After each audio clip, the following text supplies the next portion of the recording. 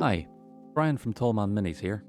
Scenery and terrain plays as much a part of Warhammer as the miniature armies do. Now, personally, I don't find it as exciting to paint, but I do appreciate it has to be done to a good tabletop standard. So in this video, I would like to show you how I painted the Mechanicum Ruins from the 40k Command Edition, which has been hiding in a box, primed since November 2021. Now, I wanted three things from this scheme. 1. It had to be quick. I wanted to get 3 or 4 pieces done in a single afternoon session. 2. It must be simple. I don't want to use any fancy oil washes, glazes, or edge highlights that take hours to do or have to be left overnight to dry. And 3. Game board agnostic. I wanted my scenery to be able to be placed onto any colour of game mat and not look out of place. So that means no fancy weathering, and it helps make it quick and simple. Before we start, if you find this guide useful, please consider throwing me a like, leaving a comment, or subscribing for more videos in the future. Now, with that out of the way, let's get started. So I primed all my pieces with Vallejo Polyurethane Black Primer, but then I gave it a base coat with another primer, in this case, Vallejo Skeleton Bone. Now, you can use a paint like GW Xandri Dust instead. I just didn't happen to have any at the time, and Skeleton Bone is almost identical. Priming black first really helps with this kind of terrain. I found that priming Skeleton Bone straight onto the grey plastic was very difficult to see. I kept finding recesses that I had missed, and when I applied the paint, it just wouldn't adhere to the surface. The black also helps by creating some easy shadows and pre-shading. So first I'm going to apply a generous wash of GW Seraphim Sepia. I'm applying this neat, but you can thin it down in equal parts if you prefer a lighter shade. Admittedly, I'm using a little bit too much here and it's pulling quite a lot, but it does help to give a more authentic texture. Feel free to use less if you prefer. An optional stage is to take some Agrax Earthshade, and while the previous wash is still wet, run it along the bottom and into the crevices to create some extra shading. I really like this, but I'm going to use it sparingly and I'm not going to use it on every single piece. So, after mopping up any mess you've made, leave that to dry for about 30 minutes. Once dry, I'm going to take a large dry brush and use GW Wraithbone to highlight the whole thing. Now on large brushes like this, I find it hard to get the brush loaded correctly, so I would advise starting at the top and working in a downwards motion. I always give the top of the terrain a strong highlight here anyway, so this is ideal for getting the excess off your brush. Once you have, start to move in a circular motion all over the scenery.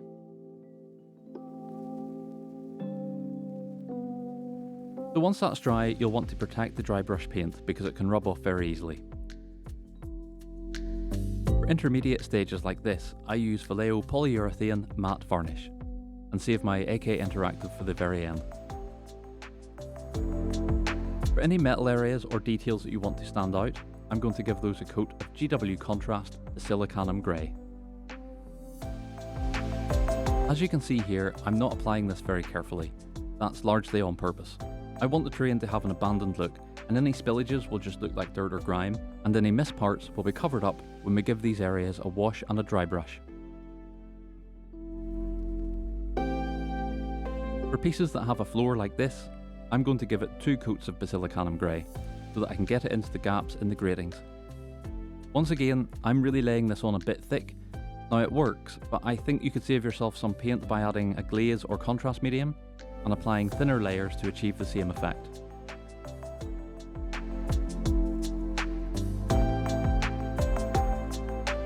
To add some colour, I'm going to paint the doors and the fuel tanks red. I'm using Vallejo Extra Opaque Heavy Red, but GW Corn Red would also work. Now I'm going to give all of those areas a nice generous wash of GW Nuln Oil. This also works on the red, so go ahead and cover that too.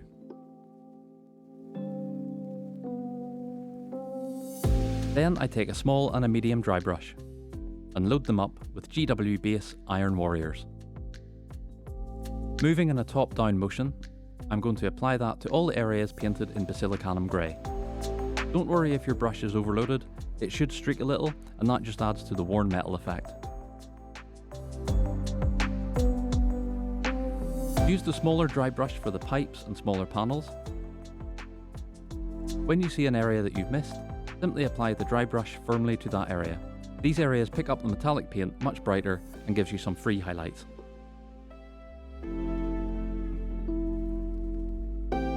For the floors, I apply a strong highlight towards the edges and the details on the floor panels, but then I use a heavy stippling motion to create patches of bare metal on the floor.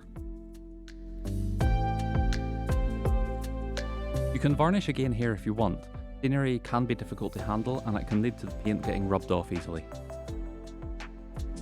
For the Mechanicum symbol, I give half of the outer circle coat of GW Corax White,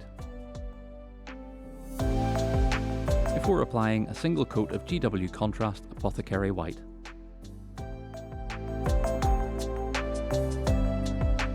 Once dry, I give that a dry brush of Vallejo Game Dead White. I've tried to lower the exposure a little bit here so it shows up better on camera. Next I applied 2 coats of polyurethane gloss varnish. Gloss varnish, if you give it an hour to cure, will actually form a nice hard shell around your paintwork, and then you can apply some AK Interactive Ultra Matte varnish. And we are done. It's not perfect, I've missed some details, but I still think it looks really good. It's not going to win any awards, but it will let you get some authentic looking terrain onto your tabletop in as short a time as possible.